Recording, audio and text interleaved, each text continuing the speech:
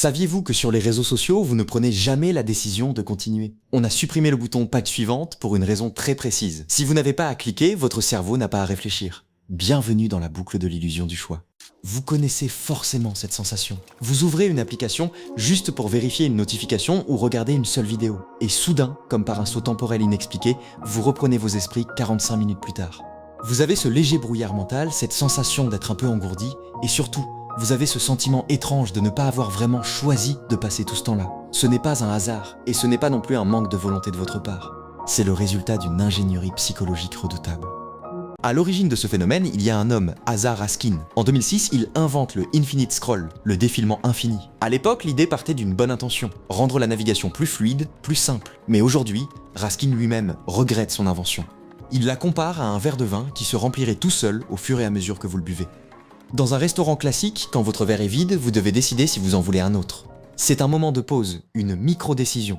Mais si le liquide remonte sans que vous fassiez le moindre geste, vous finissez la bouteille sans même vous en rendre compte. Le scroll infini, c'est exactement ça. C'est l'élimination systématique de tous les points d'arrêt naturels.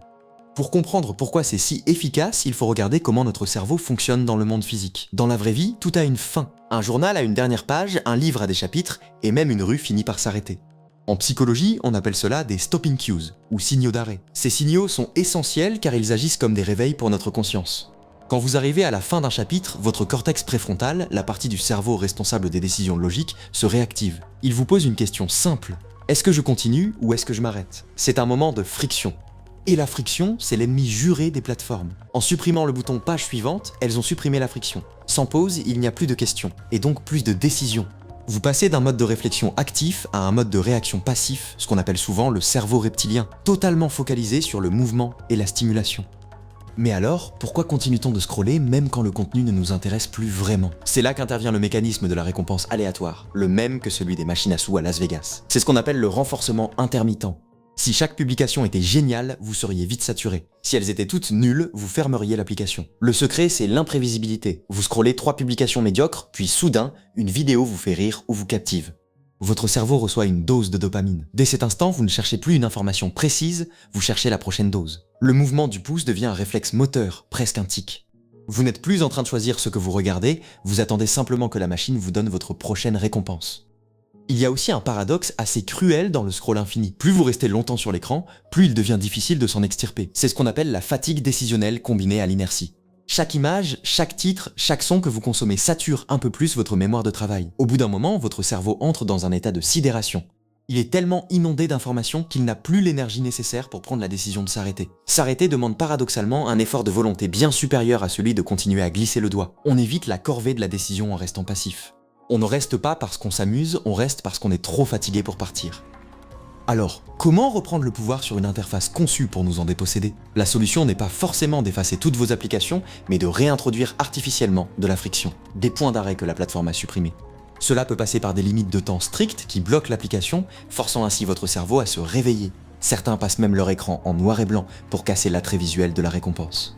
L'idée est de réaliser que dans cet environnement, le bouton retour est la seule véritable décision consciente qu'il nous reste. C'est le seul moment où vous reprenez les commandes. En fin de compte, le scroll infini n'est pas un outil pour vous aider à trouver ce que vous cherchez. C'est une autoroute sans sortie, un outil de rétention pure. Ce n'est pas un problème de volonté, c'est une architecture qui court-circuite votre capacité à dire « stop ». La prochaine fois que vous sentirez votre pouce glisser machinalement sur l'écran, essayez de vous poser cette question. Est-ce que j'ai choisi d'être ici à cet instant précis? Ou est-ce que j'attends juste que la page s'arrête de couler? Mais n'oubliez pas une chose, la page ne s'arrêtera jamais de couler. C'est à vous de décider quand le verre est plein. Cette vidéo était la toute première de cette chaîne. Si vous êtes encore là, c'est sans doute que vous aussi, vous sentez que notre attention est devenue la ressource la plus convoitée de ce siècle. Ici, on va décortiquer ensemble les mécanismes de la psychologie moderne, pour comprendre comment nos comportements sont façonnés par le monde qui nous entoure. Si ce premier contenu vous a apporté une perspective nouvelle, n'hésitez pas à vous abonner et à laisser un like. C'est le signal le plus fort que vous puissiez nous envoyer pour soutenir ce projet dès son lancement. Mais avant de partir, j'aimerais vous poser une question. Si vous regardez votre temps d'écran aujourd'hui, quelle est l'application qui arrive à vous piéger le plus facilement dans cette boucle infinie? Est-ce Instagram, TikTok ou peut-être même YouTube? Partagez votre expérience en commentaire, je suis curieux de voir si nous luttons tous contre les mêmes algorithmes. Merci d'avoir regardé jusqu'au bout, on se retrouve très vite pour la suite. Prenez soin de votre attention.